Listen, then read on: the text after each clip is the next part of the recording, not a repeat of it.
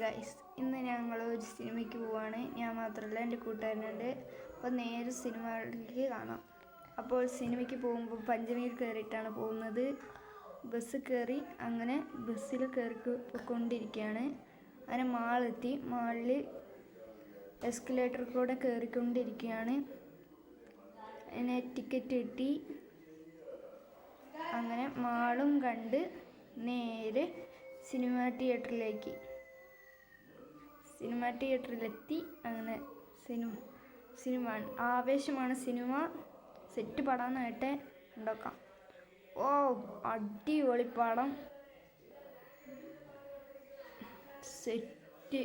രംഗണ്ണൻ്റെ സീനൊക്കെ പൊള്ളി.